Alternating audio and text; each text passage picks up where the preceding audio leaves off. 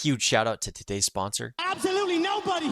So let's just watch some basketball, you guys. 4-game win streak. Let's freaking go. The Pelicans are doing some serious work the past 2 weeks, guys. Listen to this from Sports Illustrated. Since December 1st, the Pelicans have a 119.6 offensive rating, good for 6th best in the league. And over the last 2 weeks, so December 7th, about that day, the Pelicans have actually been the best offense in the NBA. And this is all due to James Borrego, you guys. And I bet you can't guess who the starting lineup was in that time over the last 2 weeks. Trey Murphy, Saddiq Bey, Derek Queen, Jeremiah Fears, Herb Jones. Every game. And 3 of those games, Zion's coming off the bench, and Jordan Poole. James Borrego has just unlocked a secret recipe that is working right now for this team. And it's super exciting. It's so exciting. We play Dallas Monday, tomorrow, at time of recording this. The Pelicans are only 5 games out from the play-in. And I say only. I know 5 games isn't as easy to make up as it sounds. But with 50-plus games left in the season, it's definitely doable. Like, you're telling me this Pelicans, new and reborn and reformed under James Borrego, can't pass the Clippers, who suck, the Utah Jazz, who honestly might try and be worse the second half of the season because they're going to want AJ DeBonsa, let's be honest, and the Dallas Mavericks. You're telling me they can't pass those teams? I don't know, man. I'm just really hyped for this team. In this Indiana game, they basically went in with identical records, right? Indiana 6-21, Pelicans 6-22, but it didn't look like 2 terrible teams out there playing. It looked like a good team playing against a bad team.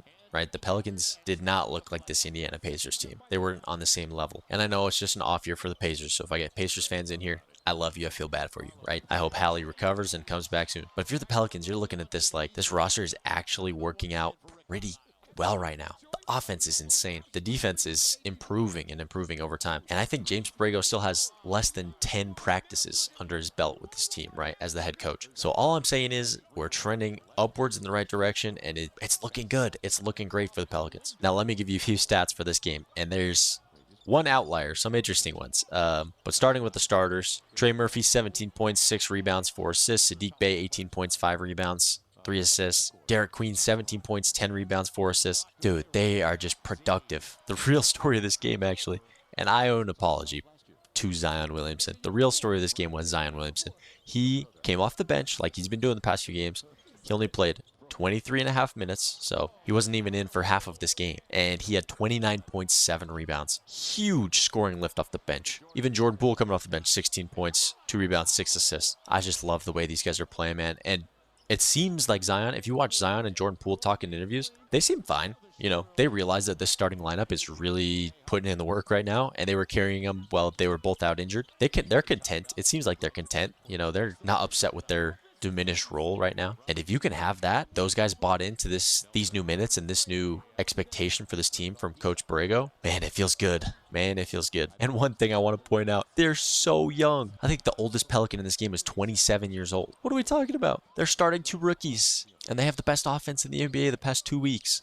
6th best if you go back to the start of the month. Like, they are really hooping. Derek Queen and Jeremiah Fears, both still top 5 in the NBA rookie ladder. Hopefully I get one of their jerseys soon. So number 1, shout out Coach James Borrego. The way he's changed the offense, transformed this offense, transformed this team into something competitive. Shout out the rookies, Derek Queen, Jeremiah Fears, Micah Peavy even came in this game. He was awesome. Their mentality, their mindset is not that of normal rookies. They're ultra confident, hyper competitive. Not to mention they're so fun to watch. Derek Queen had the most disgusting step back jumper in this game, like a spin turnaround fadeaway. Oh my gosh, you guys will see it. They've improved a ton in rebounding, I think in large part due to Saddiq Bey and Derek Queen getting more minutes. They've both been excellent rebounders, and Trey Murphy's honestly stepped up his rebounding. I think he's made that a point of emphasis in his game to just sky for every rebound he can, and he's doing it. The Pelicans won the defensive rebounding battle 31-43. They had 43 defensive rebounds compared to just 31 from Indiana. So I'm just excited, you guys. By the way, a little bit of DeJounte Murray talk. He's probably coming back soon. DeJounte Murray is really interesting as a player and as a fit on this team because last year, obviously, being his first season with the Pelicans, he only played like 30 games. He only played 31 games before, obviously, his season was ended by an Achilles tear. And he sort of struggled in those 31 games.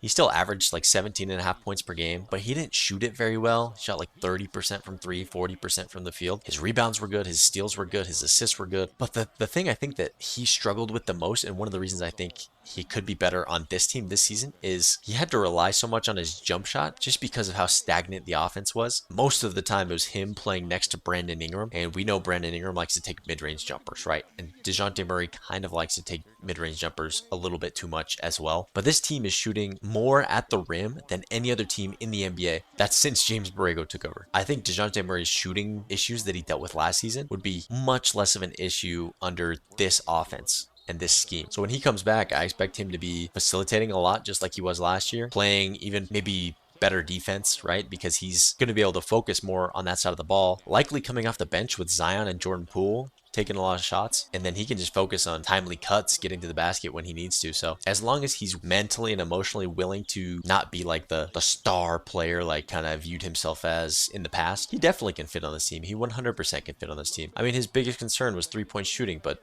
this team doesn't shoot that many threes anyway, if we're being completely honest. They don't really need him to shoot that many threes. If he takes them, I don't hate it. But if he could come off the bench and be an impactful defender, passer, cutter, play well with those guys, this team gets even more deadly, right? It's just crazy to think that DeJounte Murray, Zion Williamson, and Jordan Poole could all be coming off the bench in the same unit in the year 2025. Like, it's kind of mind-blowing. Or 2026, almost. Jeez. We might see him back in several weeks.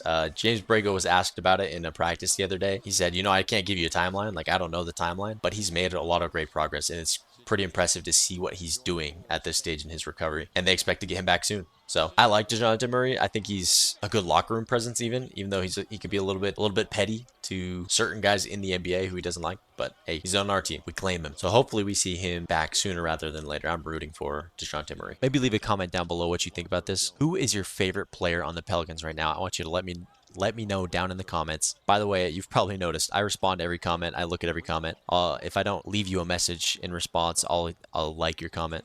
I read them all. I really appreciate you guys taking the time to watch my videos and the highlights. That's it. You guys are the best. Anyway, leave a like on this video. Subscribe if you haven't already. And I will see you guys after the Dallas game tomorrow. Peace.